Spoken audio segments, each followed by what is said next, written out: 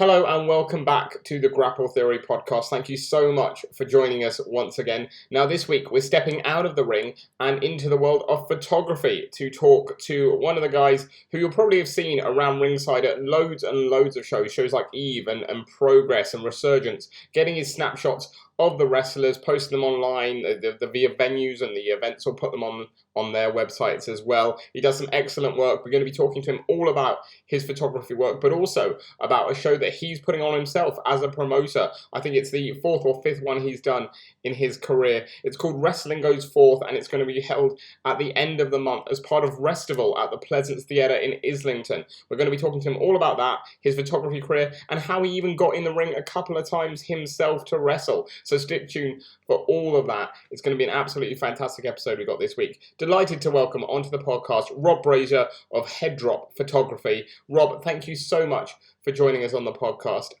First of all, talk to me about coming back to wrestling from your point of view.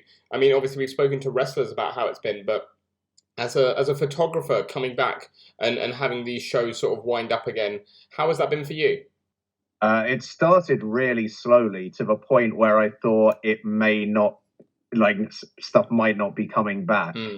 Because it was around, it must have been around like summer, autumn last year. I'd done the year previous in autumn time, I'd done a couple of independent shows. I think it was for SOS Wrestling, just a training school. They were one of the first companies to start running shows with fans again during the brief period where you could go out and do things again. And then everything locked down over Christmas, 2001 started. I was doing Progress because they got the behind closed doors shows deals in Peckham. And then when they stopped, for a while for me, it didn't seem like a lot of the companies I was working for were coming back. But towards the end of 2021 and start of 2022, I think start of 2022, I had maybe 7-8 shows in January alone. And then so it went from nothing to being away quite a lot of the time.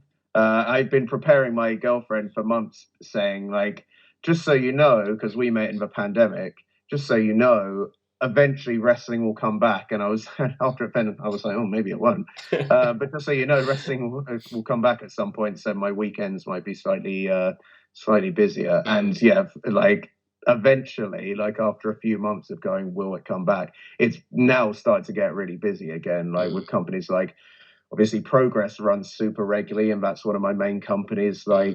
Eve have mostly been running monthly. Places like Resurgence and other places like that as well. Yeah. So yeah, a lot of it has come back thick and fast now, which was great for me. Well, I was going to say, how do you balance that in terms of, I guess, with personal life and stuff? Because obviously, as wrestlers, I guess for the wrestlers and for yourself, aside from the sort of in the ring work, and I imagine the amount of gym cardio stuff that the wrestlers do, maybe that doesn't fall upon yourself, but in terms of the travel and the schedule like that, I imagine it's very similar to what the wrestlers do. Yeah, so this, I don't know when this will be going out, but as we talk, this past weekend, I just did the Progress weekend in Sheffield and then going over to Newcastle. And that's basically my entire weekend. So it's a lot of social life is trying to fit that around evenings and data, taking days off as well in the week to do stuff and things like that. Because a lot of the time, although I have a wrestling show on a weeknight this week coming up, but most of the time it is generally Saturdays and Sundays. Yeah, it's just all my social time generally fills around. Sometimes at the weekends, but a lot of it, weekdays and things like that. Yeah, sure. And obviously, as if your schedule wasn't busy enough already, for the first time since, I think, 2019, isn't it? You're putting on your own wrestling show. Yes. So I ran 3 shows under the Head Drop banner before at the dearly missed Resistance Gallery in Bethnal Green. And I assumed at that point that I wouldn't run any more shows. I tried a few places around London, and the venue prices it's quite a lot. Yeah, just the living, everything's going up everywhere. But Heather Vandenberg, who runs Fist Club and show called Mummy Versus as well, is like got in touch with me and said, oh, we might be looking at doing like a 3-day wrestling festival at the Pleasance in Islington, and we might have a spots free. Would you be interested in it? And that has now grown into what is called Wrestival, which is 22nd to 24th of September at the Pleasance in Islington.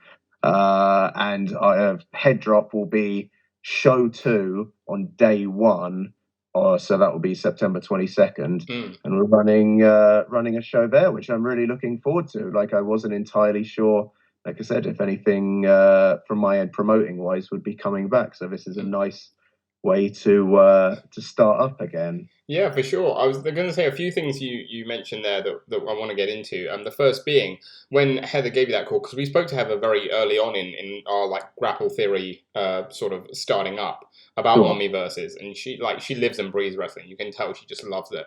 Yeah. But for yourself, when she gave you that call, how long did it take you to be like, yes, I want to do this? Like, was it an immediate like, yes, let's get back into it, or was there a bit of pondering that you had to do? It was pretty much like, it was mostly immediate in my head. I was like, there's like a couple of things maybe, but like I just need like it to be like signed off on, just a couple of like small little things. But like other than that, I was pretty much like, this seems, the setup that I have, like it just seems like a really good way for me to promote my first show back from the pandemic. And with a great group of people. Like I've worked on, I think I've worked with all the maybe not Mythos, but I've worked on all the other companies that are running over that weekend. So I know, like, probably know all the performers or most of them, and like I've known Heather for what must be like 8 years, 9 years or so. So like I knew it was going to be a good team to be involved with, and the Pleasance as well. It's just a really cool venue. One of my housemates works there as well. Nice. And like I've been to see a lot of comedy there and stuff like that. So it was it's cool to see wrestling in sort of like a legitimate theatre as well. Yeah, absolutely. Because I think obviously that's something that I know, and you know as well, I'm sure that Resurgence are very keen on, that theatrical side of it, and making sure that it's a theatrical performance, and that's what wrestling is seen as, rather than this like pseudo sport. And that's really cool as well. And it must be really cool again to be on that sort of 3 or 4 days of shows with other wrestling shows, making it like a whole festival. Yeah, absolutely. And like everything's quite different to one another. Like I believe I'm on the same day as NHS SmackDown, which is like just a completely, probably the other end of a spectrum on wrestling entirely from what I'll be putting on. Then you've got things like Mythos, which like from the stuff I've seen looks amazing. Everything Patterned, which I've worked on before. Fist Club, which I know is great. And Mummy Versus as well. Yeah. So like there's just a complete like diverse range of different shows, which is great. I feel like it wouldn't be quite as interesting if it was just, here's 6 or 7 wrestling shows. Everything will have its like own sort of theme and narrative running through it. And yeah, so that's really cool. Awesome. Yeah, that's always great to hear. And so in terms of, like you say, you're offering something different to the other shows that are on there, without giving, I guess, too much away for anyone watching this who maybe at the time this goes out doesn't have a ticket, what can they expect, or why should they come along? So my shows before have been, like, I'm a big fan of World of Sport wrestling, traditional British wrestling. I like the rounds, matches, that kind of thing. And like I always bemoaned a little bit. And it was more like 5, 6, 7 years ago. There was really not much influence of that style on the British wrestling scene. So my show is basically sort of like a tribute, like paying homage as best possible to that style and to that kind of the scene that we had that was so great for so many years. And obviously it's a great scene now as well. It's just very different. And I just want to like shine a light on that. At the same time, I think sometimes think of like old British wrestling and maybe old wrestling in general and think it will like maybe be very slow or something or ponderate, but we've got like people like the OJMO on, people like Kanji on. There'll be there'll be lots of different rounds matches, but there'll be lots of different styles within that as well. From like heavyweight performers, like we've got like Mike Bird and Jerry Bakewell. Said OJMO and Kanji, like two of the like quicker performers we've got on the scene. We've got a Wrestling Resurgence, talking about them earlier, Wrestling Resurgence tag title match as well, which should be fun. Nice little bit of cross promotion for a company that I work for regularly as well. So yeah, there'll be a good variation of stuff within my show, but yeah, sort of like a little throwback and paying tribute to 70s and 80s stuff that I love so much. Yeah, brilliant. Looking forward to it. Looking forward to it. It should be a great night, and also just a great week of wrestling content, which is going to be fantastic. I thought I was just going to wonder, because this show is shorter, isn't it? A bit shorter than the ones you've done previously. Yeah, so we have like so I think some of the shows are an hour. This has an hour and a half time slot. For me, that kind of it's something I almost wanted. Like the 4-match structure is something I wanted to do before, and was dabbling with originally. Like I was in talks to do a show in April 20. It would have been April 2020. What would have ended up being like a few weeks after like the original lockdown. And that was most likely going to be 4 matches, maybe 5 matches, with like 4 singles and a tag. But I used to, like, when I started watching wrestling, going to shows live, I'd go to Premier Promotions a lot. Oh yeah, Their company that I think was did a lot of shows around the South, but was based mostly out of like Worthing and like on the South Coast. And they would generally 4 matches, all rounds, and it would fill about an hour and a half, 2 hours. And it would be, again, you'd get quite a lot of diverse stuff. You get like, at that point, like World of Sport wrestlers like Steve Gray and Johnny Kidd would be on. I remember going to a show and Go Shiozaki was on from Pro Wrestling Noah. At the time, Takeshi Morishima, like people like journeyman British wrestlers like Phil Powers, high flying, but like, so it's still a big, diverse range of stuff, but in a more compact package. Yeah. I'm not a big fan of shows that go like 4 or 5 hours. I definitely work for some companies who put those shows on, and they are fun to work for. But I'm not great at sitting through like a 4-hour show or anything. I feel like it's a hard sell for a lot of people. Yeah. And I know this might be a hard sell for some people the other way. It is a shorter show, but I feel like the content of the wrestling and the production that goes into it, it is essentially like theater come wrestling. So it will be like the length of a theater show, in the context of wrestling. And I think anyone who goes to see it will not be shortchanged. No, brilliant. That's good to hear. And I get where you're coming from on the shows as well, because I've always been of the mindset that like 3 hours with like a 15-20 minute break, like 6 or 7 matches is ideal show length, like just generally in my mind. Yeah, I really don't need to see any more than that. Like, and I know like people's tastes are different, but yeah, for my, like, I certainly wouldn't want to see much more than that.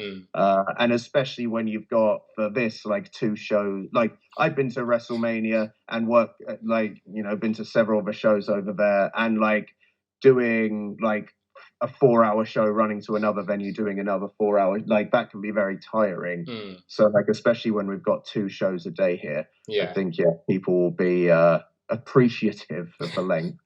For sure. So take me back to we'll talk about your photography again in a sec, but take me back to the beginning of the Head Drop as a wrestling promotion. Because obviously, having worked in wrestling, doing the photography for that long and everything, what was the point in your mind where you saw sort of like the I guess almost, again, from promoters we've spoken to, sort of like the stress and aggro that goes into setting up a wrestling show, and you thought, I want to be part of that? Sure. I kind of wanted to do it for, I mean, maybe like pretty much the whole of being involved in wrestling. Like, it's always sort of been in the back of my mind.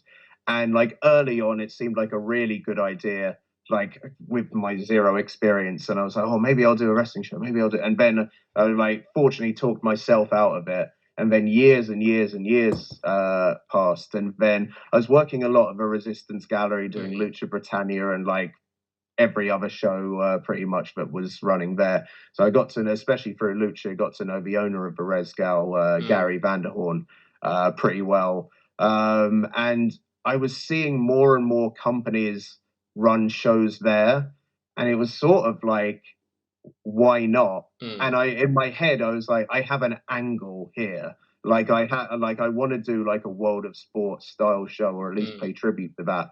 A lot of companies, like in that venue and in general, I just felt were, here's some wrestling and sort of get on with it. Whereas at least I wanted to put a little spin on it and make it, because it's a hot, like now and forever, I guess, it's a hard sell trying to get people to come to anything. So like try and make your thing as different as possible. So I guess it was like just seeing that more people were doing it, especially like at one point it was pretty much only Lucha Britannia running out, like wrestling wise, running out of Perezgal. And then I think Eve came in, and then Gary was open to more and more different wrestling companies working there. And because I had a close relationship with him, it's like, okay, maybe this is something I can do now. They have some of the licenses, right, like, you know, for performances and stuff already. And it's somewhere that I know. It was somewhere that was very, like, close to my house. Like, it made promotion, like local promotion, easier as well.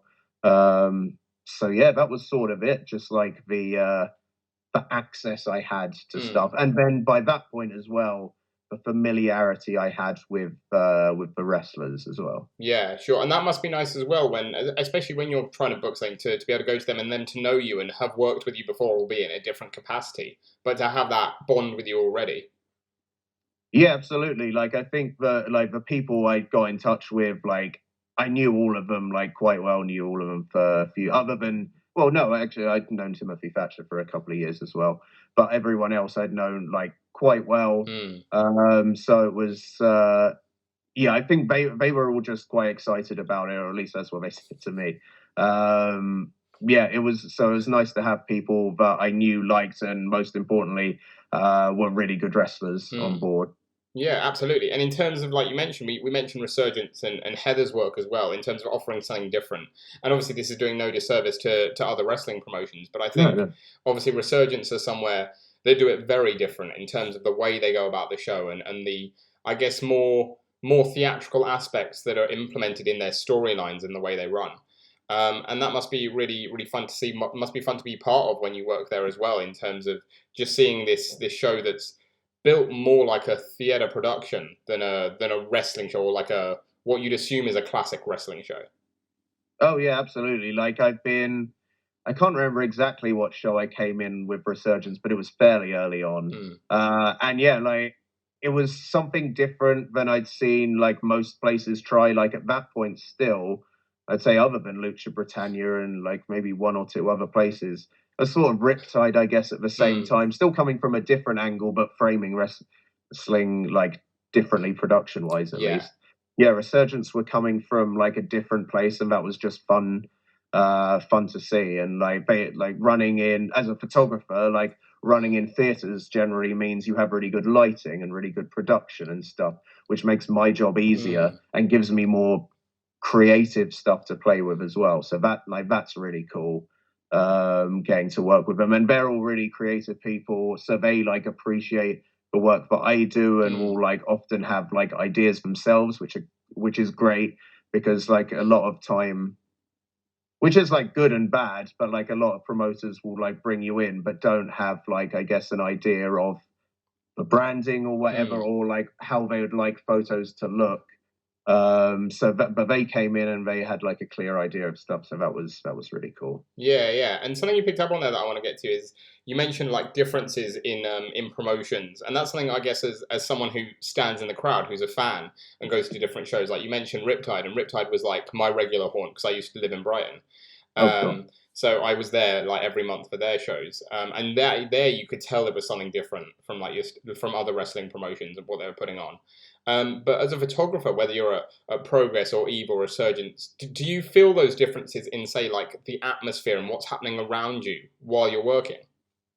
Yeah, it's like somewhere like Eve is really fun because a lot of their crowds, like sometimes you go to an Eve show and it'll be 80-90% non-wrestling fans and say like 10% wrestling fans, and then you just have a different energy then. And sometimes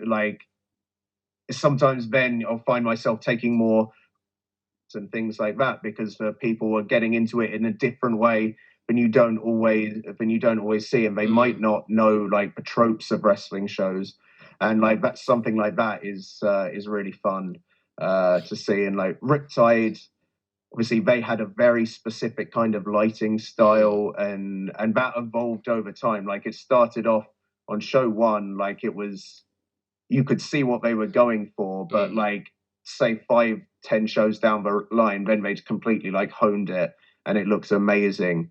And again, I think that attracted a lot of non-wrestling fans, just the kind of look and presentation. And it was one of the first companies that was very vocal about being like queer friendly and like just the kind of like everyone's welcome kind of mantra kind of thing. They were one of the first companies to sort of like explicitly, I'd say, like tout that and seem to like, you know, really be behind that, which was cool as well. Yeah, we've had a lot of bigging up of Riptide on this podcast. Hopefully they'll come back at some point as well because we love them here. Like they were fantastic. Yeah, I was just a big fan. Like if I hadn't been working those shows, I'm sure I would have gone to see them as a fan as well. Like they were a lot of fun. Yeah, big up Riptide, big up. Well, let's get into your photography work as well. That brings us sort of nicely segueing into a feature that we've got on the show called What's in a Name. And normally I ask about a wrestler and their ring name, about where it came from. But for you, I want to ask about the head drop and where that came from. Where was the inspiration for that name, and you know, what made you sort of land on that eventually in the end? Well, I was for the longest time just like Rob Brazier photography, and for like maybe a year at the start, I'd called myself Last Chance Photography, which makes me cringe a bit now. And I just wanted something, like I was doing a lot of shows for Progress, and I like punk music and like quite heavy music. And I just wanted like a kind of like sort of like blunt sounding name and like a logo that looked like it could be on like the lineup for I don't know, a festival or whatever, like Download Festival or something like that. So I just wanted something, but kind of like fit the branding of the companies that I was working for at the time and sort of fit my style as well. Yeah, sure. And for you then, in terms of, we've sort of picked up on it a little bit, but going into a show, and I'm sure it's different for every show, again, like we've picked up on, but going into a show and photographing matches, like what is in terms of like your structure of it, like in terms of how you go about it and where you place yourself and how to sort of, I guess, know where to place yourself at certain points? It's I guess it depends venue to venue. Like some places are like really, you come in, it's really cramped. Especially like vet shows when it's like all fans around the ring. There's very little like moving around. You kind of like have a look at the lighting maybe before doors, see where the light's falling where, and then just decide, okay, here's a good place to stand. Also for stuff like that as well, it's like you kind of want to get a decent amount of crowd in shot, and it's just working out like the best place to stand for that. Other venues, it's good to see if you can get like a light check beforehand to see how the light's falling, to like get my settings right and things like that. And then it's just kind of getting used to working with the other people on the show, like Progress, me and Al and Jack, who are like the main video guys. We kind of like had a seamless little like dance around ringside. I don't think we've ever like sort of really got in each other's ways, and like it's just familiarity. Like after a while, you kind of like, and the Progress shows in general, there's a bit more space around ringside because they tend to be bigger venues maybe than the average show. So yeah, it's just getting used to all the bodies, and like after a while, like being around wrestling and knowing sort of instinctively when bodies are flying at you. Doing a bunch of refereeing has helped that as well. Sure. but yeah, just knowing where to not be in the way, but still be close enough to get a good shot. Have you ever accidentally found yourself sort of like, not necessarily in the way because you're outside the ring, but like maybe a bit too close to the action? I've definitely, like, every now and then, I remember, like, this was years ago, like Zack Knight taking an enziguri in a match, and I thought he was just going to fall down flat but then he took basically like a tope straight out the ring, and I had to duck down really quick, and he clipped me, and it was fine. Like, it's my fault for being in the way and assuming one thing, but like a couple of things like that, yeah, like happens every now and then. Fortunately, not for quite a while. Yeah, I remember Gangrel like very lightly knocking me over once, so I could get good photos of him standing over me. I'm like, this is weird, but again, he's a lovely guy, so it's fine. Yeah. Love that. I love that. Have you had any other like sort of like weird or like memorable moments? Like, 'cause I'm sure obviously you've done tons of shows and you photographed a bunch of wrestlers, but have you got any more sort of like memorable shoots or shows that were like particularly fun to shoot that sort of stick out in your mind? Let me have a think. Like, it was always fun doing like I said, I've worked at Lucha Britannia a lot, mostly as a referee, but then there would be times when there was a Mexican company called Lucha Libre World, I think it was, would come over, and those shows were always really fun because it was very authentic. Again, it was lots of fans who would never normally come to wrestling shows. It would be like a completely different roster of people that I would normally work with. So like legends like El Hijo del Santo, people like that. So it's just really cool to do those shows, and we got free tacos at the end, which was great. They tasted really good. Most shows still don't have particularly good catering, yeah, when you get shows like that, you really appreciate it, but it's not just bottles of water and a handshake. It's like actual food. Yeah. Shout out to Good Wrestling and Ambush Wrestling as well for putting on a good spread. Oh, absolutely. Food is crucial, right? Food is crucial. Yeah, the amount of companies that put on very little, such a bugbear of mine, but put on very little is even now is sort of mad. So yeah, we really all the performers and all the staff really appreciate when companies like the ones I just mentioned put on stuff like that. Oh, I get that. I get that. Yeah, because I don't know if this will relate to you, but as a big football fan myself, I'm a Brighton fan. But when Brighton aren't playing, I like to go and watch non-league. Sure. And because I don't support any non-league club, it'll always do with two things. It'll always go with the vicinity and how good the food is there. And those are the two factors I take into account when going to watch a non-league team. Yeah, no, absolutely. Especially like when I was saying earlier, just did Sheffield and Newcastle progress tour. So I'm like, in advance, we'll be Googling is very like at the very least good coffee near the venue where like, and again, like ideally like somewhere good to eat, but at the very least like a supermarket so I can pick stuff up and things like that. Got to feed yourself on the road and like as cheaply as possible, ideally, because most service stations will get you. Oh, crucial. Yeah, I remember me and my partner went to the last Wrestle Carnival show. It's just been at the time of recording. Oh, sure. And we had to like, obviously food is crucial there, but obviously Wrestle Carnival there in the Portland Centre in Nottingham, it's sort of out in the middle of nowhere.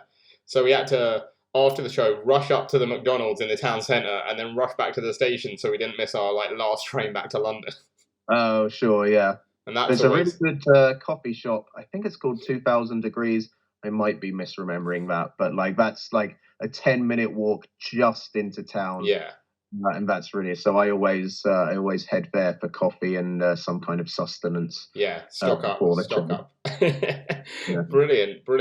Well, in terms of what about like in terms of doing stuff, I guess backstage, away from the ring, in terms of photographs and stuff afterwards, or like things like that. Do you find obviously it's a very different thing. It's very different photographing a wrestler after a match or before a match. Sure. But how does that process work? In terms of how do you get the wrestlers to, I guess, sort of feel comfortable with what you're doing and the sort of shots that you want from them, or like the input they have of shots they want? It really depends on on show days, because I remember doing Fight Club, and which I didn't work an awful lot for, But for one show I did up there, they wanted portraits done. It was just before the wrestlers' entrances, and then to go on social media pretty much straight away. So I remember getting about 5 seconds of Penta's time, but whilst his music was playing, and he was happy to do it. But like, so occasionally it will be very much, here's my poses, you've got your social media content, out I go. And on show days as well, like there's not a lot of time, so it's sort of working with your environment.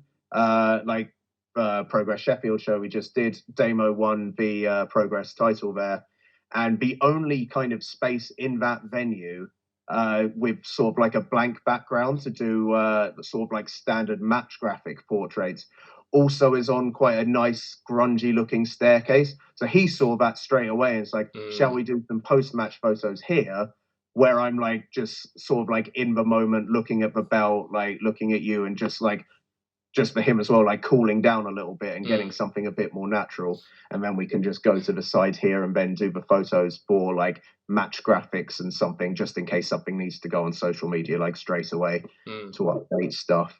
So yeah, it sort of depends on the environment as well. Like, yes, some places like the Resistance Gallery, there was no space backstage to do portraits at all.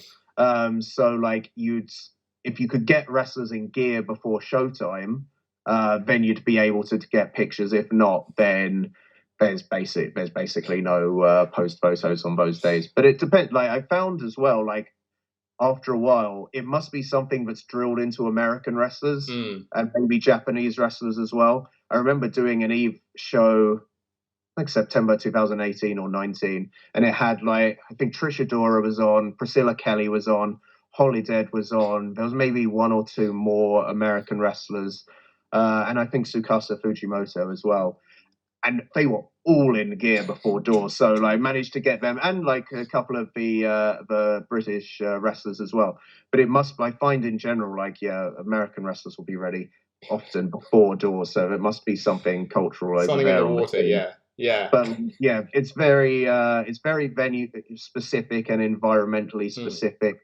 Liam Slater, who I got to work with for the first time as well this past weekend, I just happened to see him after his match. I was like, oh, do you want to do some photos? Because, he had a great match. I'd never worked with him before. He seems really cool. It was like, and he said like, yeah, can we just not do photos on a white background? Because I have loads of those. And then we went into like the green room area. There was like some chairs to sit on and some just like stuff in the way, and it's like, oh, how about if you shoot through this? And I just put it online, like as we say this today on my Instagram, it's like, how about you shoot through that clothes rail and stuff, just so there's stuff in the way, because his character, he just said he just wouldn't want to stand there taking like, I guess, the sort of like standard photos. So it's like a collaboration as well, and it's lucky because like you don't get that a lot of the time, at least not always in like the kind of 1 minute, 2 minute blocks that you often get on show days, because people have to prepare for matches and go over their matches and stuff, and then obviously afterwards want to cool down. So it's I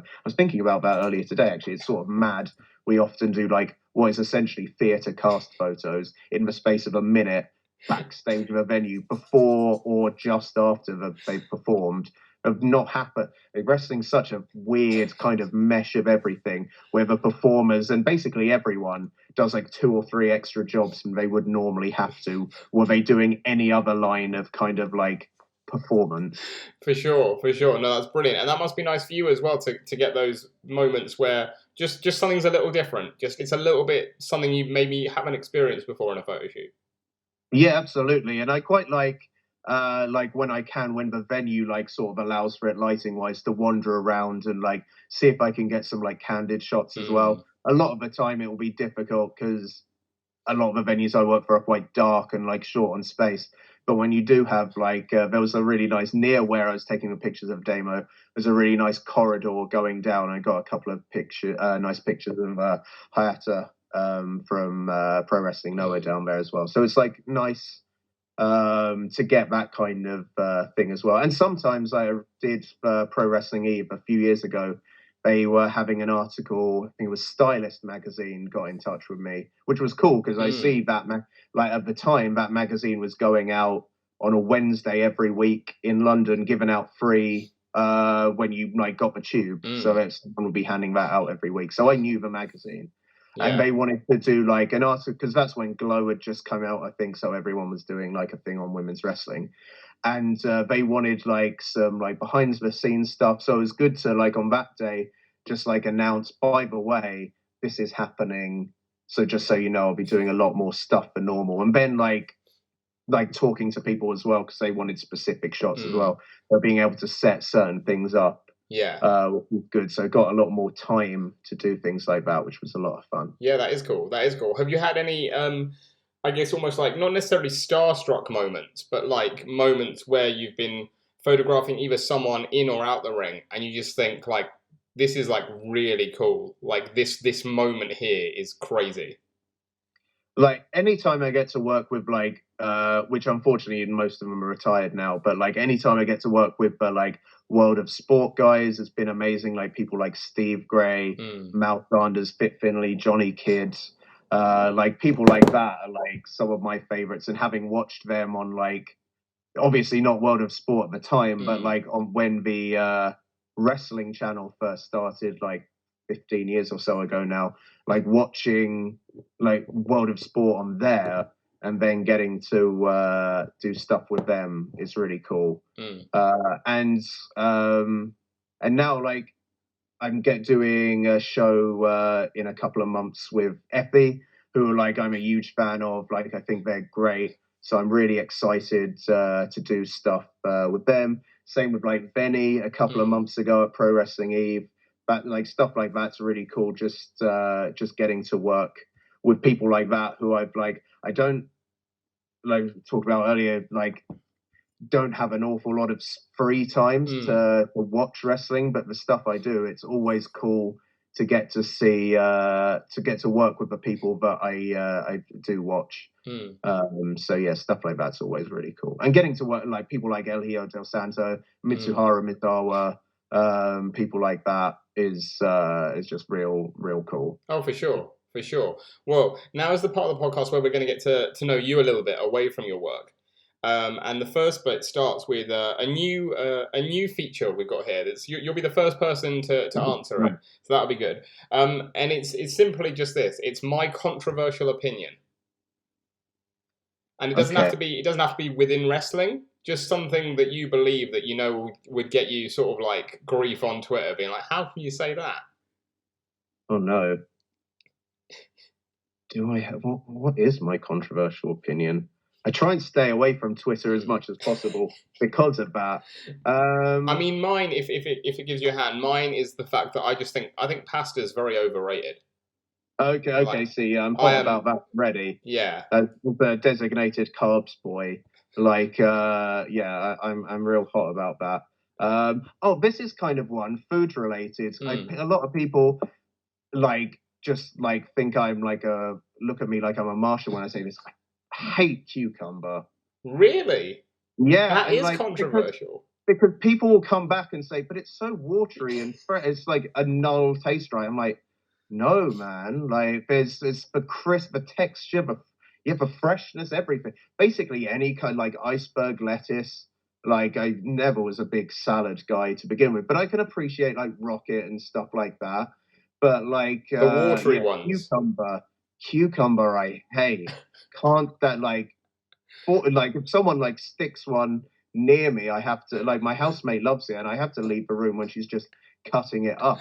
I'm like, I can't deal with it. That is controversial. That I love that. That's a great first one we've had. Yeah, we've set the bar high. I would worry about anyone who feels too strongly, like positively about cucumber. But yeah, like a lot of people do apparently. So yeah, that's my hot take. I love that. I love it. We've set the bar high. I love it.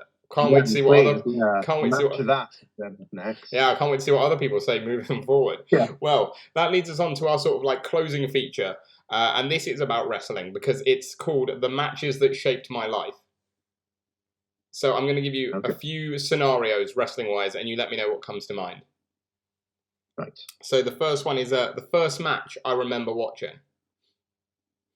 Okay, the first match I remember watching, other than a holiday camp match when I was like 4. The first match I remember watching, I don't remember one of the opponents, but it was Al Snow on Sunday Night Heat. I know, around 2000 or so. I can't for the life of me. It might have been Perry Saturn. Right. Which sounds about right for the era, but that is the first, for whatever reason, I can remember Al Snow being on it. And that was like very much a casual fan at the time, but would get into it very, very quickly. But yeah, I remember. So nothing like, no huge epic match or anything like that. But probably a nice little 5-minute match with Al Snow. Nice, good way to get started. Well, moving on. That is, you sort of mentioned that sort of growth into from being a casual fan into a real like hardcore fan. Because the next one is the match that made me fall in love with wrestling. It might have been going forwards like to February, maybe March 2002. Oh no, that's maybe jumping ahead too far. 2001 WrestleMania. I really liked Chris Jericho versus William Regal at the time. That just seemed like I was a big Regal fan from watching Sunday Night Heat. At the time, there was no British people other than him, I think, on WWE. So like that was like different, and he was really funny as well. And I guess it was probably ended up being like one of the closer matches on the show to this kind of stuff that I like now. Obviously, I'm sure I loved Rock and Austin and the TLC match as well. But I think that was the opening match of the show. And I'd watched a couple of the pay-per-views.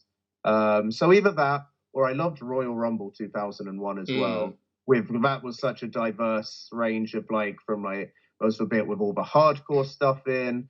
Drew Carey was in the match. The Honky Tonk Man was in the match. Steve Austin, Kane eliminated everyone. Like that was like, I like that a lot. Nice, yeah. Scratch the WrestleMania match, Royal Rumble 2001. I'm changing my mind. That was brilliant. That is and a great match. I still think that holds up. And I have a terrible memory for stuff, which is why I'm probably going to go a lot on this. But that I remember, like I could probably like call that match the whole way through. That would be impressive. That is a great Rumble. As Rumbles go, that is a great one. The next one is the first live event I ever went to. Okay, the first live event I went to was November 1st, 2001, and it was the WWA tour, which was World Wrestling All-Stars, and it was sort of like a collection of people who'd been released from WWE or WCW. Right. The tour had started a few days before, but because it was November 1st, it was the first show on the tour that Scott Steiner was allowed to wrestle on. Because his contract ended the day before for WCW, and then joined the tour, I guess, in Birmingham, or at least wrestled for the first time on Birmingham. And it was like Road Dogg was on, Grandmaster Sexay was on, Conan, Nathan Jones before he went to WWE, Gangrel, Luna Vachon, I think. Stacked. Yeah, people like that sort of like, and it was really fun. Like it was a very fun environment to like start watching like live wrestling. And then the first proper British show I went to was Revival with a Doug Williams versus Eddie Guerrero and Jody and Johnny match and everything else, and that I just went cuckoo for wrestling from there. Nice. Well, the next one is my favorite wrestler. Yeah, probably William Regal. Like it goes back and forth between William Regal and Steve Gray, who's a brilliant like lightweight British wrestler from like, I guess, well, the footage that you can find starts in the 70s, and I did shows with him all the way to like probably 2006 or 7. Yeah, both of those. I just like, you're saying like Regal's stuff first on Sunday Night Heat, but I saw like, I was just like, oh, he's British, he's cool. Then I was like, oh, he's funny, that's cool. And then when I got to know wrestling more, I was like, oh, he's actually really good as well. Yeah. So like, I think probably him, just the longevity and him being around when I first just started watching wrestling in general. And then it's just been super cool to get to like, I've like photographed his one-man shows, done portraits with him. like got to work with his son as well. Like, so that's all been like brilliant, and he's like a super nice guy. So like, as is Steve Gray. But yeah, I guess yeah, William Regal. Nice. The next one is the next one is my first match, but obviously for yourself, it's going to be the first match I ever photographed, or the first event. Actually, I can give you both. Oh, go on. But I'll start with the first match I ever photographed is let me get this the right way around. Yeah, it was 2006, and it was Doug Williams versus Nick Aldis in a rounds match. That's a great first match to photograph. And then I photographed 2 matches on that show because I started working with like a wrestling production company. So the first couple of bits I did was actually filming stuff. Right. So there was that, and then the main event was had Pac in it as well. Nice. in a rounds match as well. So that was a good start. My first wrestling match, of which I've had 2, was I was working for LDN Wrestling, and I was mostly at the time refereeing, and then had been turned heel and was doing like managing stuff. And I came out with like a World of Sport era wrestler called John Ritchie, and we talked about this earlier because he had a singles match earlier in the show. Then everyone comes out for the Rumble, and this was in Braintree, and not a very well, like a lot of their shows did really well, and I did shows for them that had like 800-900 people in. This did not have 800 or 900 people in. This had like 40. And we'd done the singles match. I can't remember who he's against, but that was a good match. Like, John was a real good hand. And then we came out for the Rumble, and before the doors had opened, he'd asked me if I was able to go over the top rope, and I said no. I've not done it before. But, oh, okay. And then we're walking around the ring for the Rumble, and he just whispers in my ear, "I don't want to do this. You do it." I was like, "What was that?" Trying to stay in character. I was like, "Go on, you'll be fine." So my first match was an unintended, on zero notice Rumble match. Fortunately, I was working with people who I knew well. No one took liberties. Everyone was very nice. I think it was either Yorgos or Mike Mendoza very gently eased me backwards, I think, but still over the top rope, and all was fine. But yeah, that was my first of 2 matches. That is a brilliant match. I love that. I love that. Just the no footage of it, so I'll never that is see a shame. That is a shame. How did it feel? Like, you mentioned it was sort of like an easing over, but how did it feel for you going over the top rope for the first time?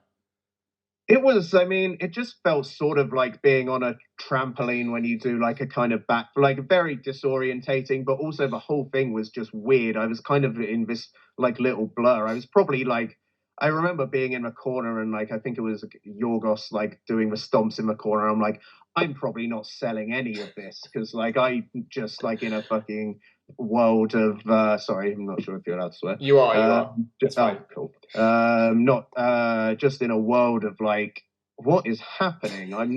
This isn't what I'm supposed to be doing. And then yeah, it just came out. It was all a blur. I had a couple of friends who came to watch that show because I grew up in Essex. So that was kind of nice because they were like, "Oh, I didn't think that was going to happen." I was like, "Yeah, same." But yeah, so that was first match. Amazing, love it. The next one is the best match I've ever seen. Wow. Okay. I imagine there's been a few. Yeah, there's like loads. I'll say I went to one of the first kind of like, I guess, things I saw, and this was like when I was still like just going to shows as a fan. The first time I'd seen wrestling presented like slightly differently. I was still, I think, I was at sixth form college, and we'd left early to go to Colchester Arts Centre, which is a converted church, and they were having one match, which is where El Hijo del Santo versus Blue Panther, in what was like a 30-minute 2 out of 3 falls match, and just kind of presented as part of like, because I think there's a big like Hispanic community in Colchester through. I think there's Hispanic studies at the university. Okay. So it was done through that, and it was part of like doing something through a university and bringing these two brilliant wrestlers over. And like maybe if I watched it now, I'd be able to go, oh, that was their touring match.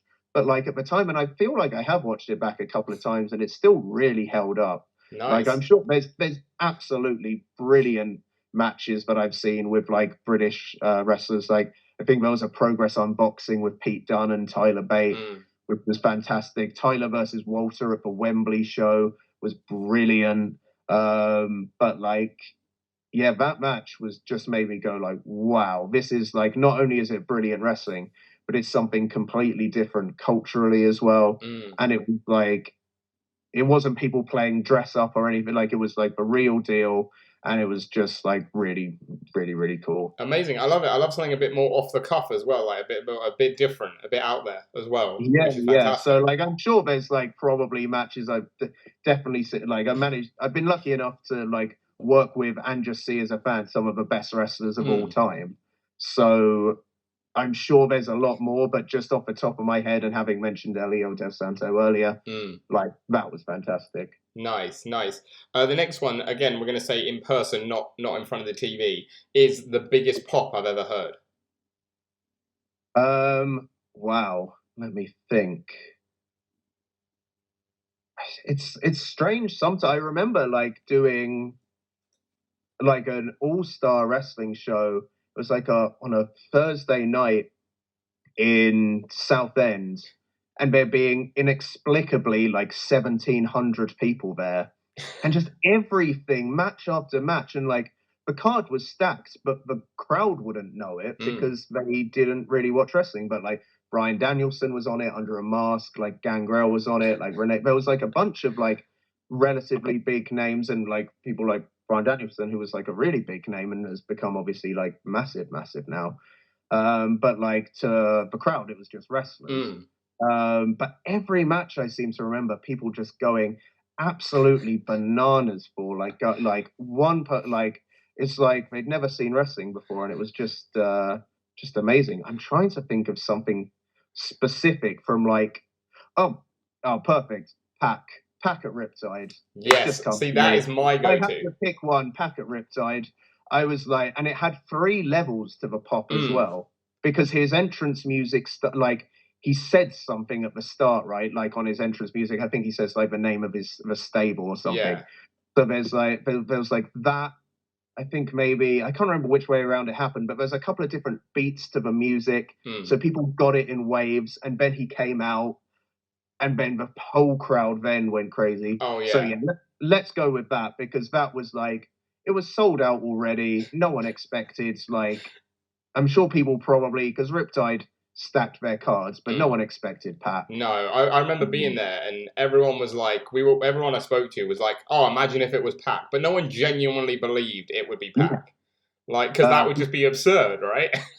Yeah, exactly. Like, and that was like, just like, normally you'd say like having a sellout show and then and then having a mystery guy like Pac on is like it doesn't seem like a great move, but for that, like the video of that got them so much traction. Yeah, and so, like I think it really paid off. Oh, for sure, because I think it paid off. Like that move there, like it was just fantastic. Oh yeah, like you mentioned, and that's really cool you mentioned that, because I think even aside from the pop, like I mentioned, I think it was great for Cara, because I think, I might be bold in saying this, I think without that match, he doesn't get his push at Progress, his initial push at Progress. And it was great for Riptide because they got the exposure. So it was great on 2 fronts, because Cara got the attention he deserves because he always brings it. But I think that thrust him into like the mainstream spotlight. And then also just great for Riptide because people saw the work they were doing. Yeah, it definitely was one for like, I would say the American fan base, because of the like, it got onto a streaming service that people were watching, and it got Cara onto a platform. But like now, American fans were like, "Oh, bring Cara Noir over" and stuff like that. Obviously, unfortunately, the pandemic hit fairly soon afterwards, and so like issues with that. But like that was that, without a doubt, thinking about it now, is like a solitary pop for a specific person who people knew. Like that's really up there. Yeah, no, like you say, I was there for that one as well. And there was, like you say, there were 3 pops because there was the music, and then the way Riptide was structured, there was the side that could see Pac first when you come up those Yeah, stairs, of course, yeah. and then everyone else being like, "Why are they popping?" And then you see Pac from the other side, and you're like, "Oh, I get it." Yeah, it still gives me goosebumps when I occasionally watch the Yeah. video, even if I just watch the entrance back rather than the whole match. Yeah. But the whole match is brilliant Oh, as that's well. a great match. Like that, like, is as big of a part of it as anything. But yeah, the whole thing that was great. That was a moment. That was a moment. It brings us nicely on to our last one. Well, no, so our last 2. The first one is someone comes up to you and asks, "What is professional wrestling?" What moment or match would you show them if you had like one clip to show someone what professional wrestling is? What would you pick? I mean, I might pick that match that we just talked about because it's super athletic. It's clearly 2 characters that people really care about. It's like Kara doing all his Kara stuff, which shows like the theatrical side of things, but not going so far down a rabbit hole that it might alienate someone as well. Like it very much fits within the structure of like like both a performance and a physical wrestling context. So like I might say that. Yeah. It also like starts it off with like a kind of grassroots independent company, so people are less likely to like I know sometimes like if you show someone who doesn't watch wrestling, people, you might be inclined to show someone something that has like 20,000 people in the crowd or whatever. But I think the way it's produced as well, and like the passion you can see from the fans, I think that's probably as good as anything. For sure. Maybe you'd want to go with something slightly shorter to try and keep people's attention spans. But like, I mean, like I said earlier, I've gone to a lot of shows where like it's like Lucha Britannia was mostly non-wrestling fans, people who'd seen it in Time Out or whatever, and Kara started Kara there under a different name, but it was that's where he first started doing that character, and the crowds loved it, like absolutely adored it, which is why he started doing it more places, because it worked in this one place.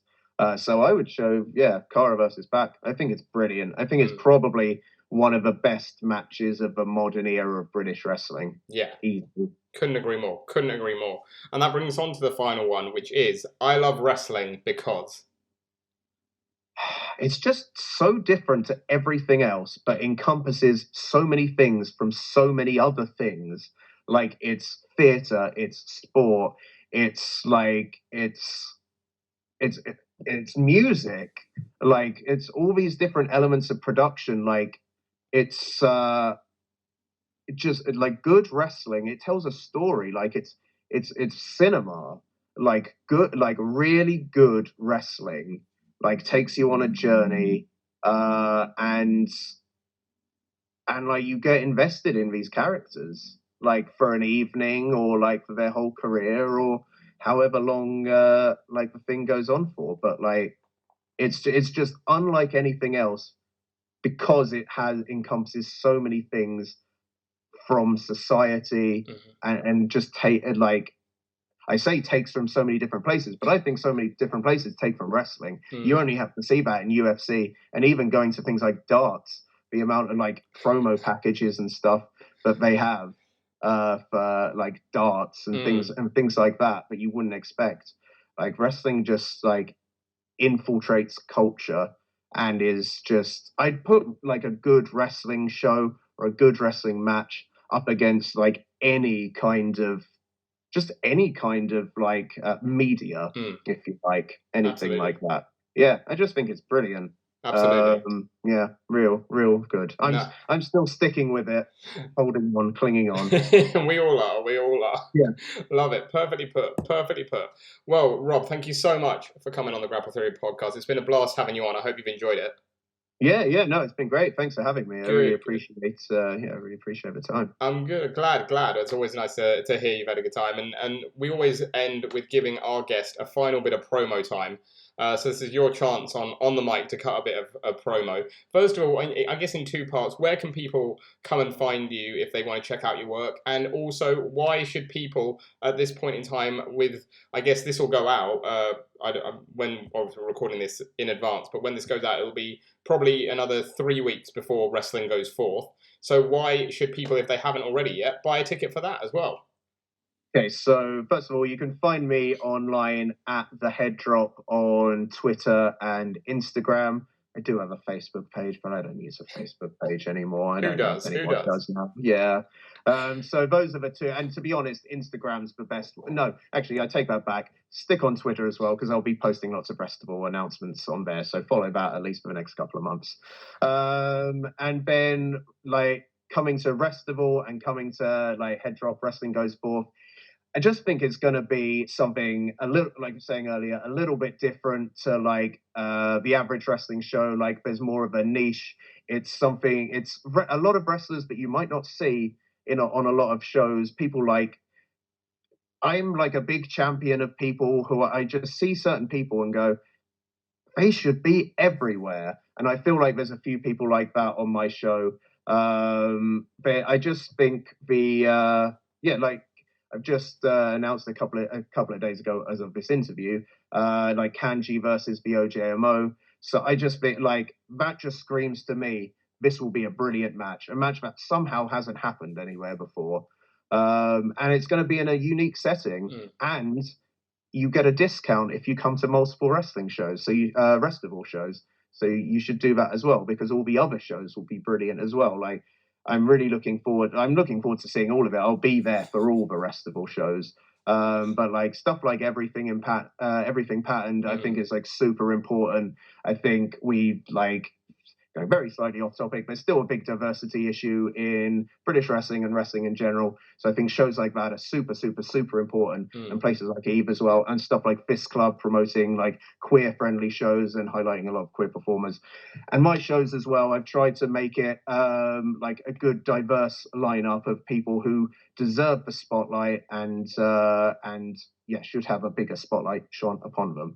So a little bit of a tangent there, but something I care about. So yes, please come to Head Drop Wrestling Goes Forth, all the Wrestival shows as much as you can. But and yes, if you buy several tickets, you will get multiple discounts.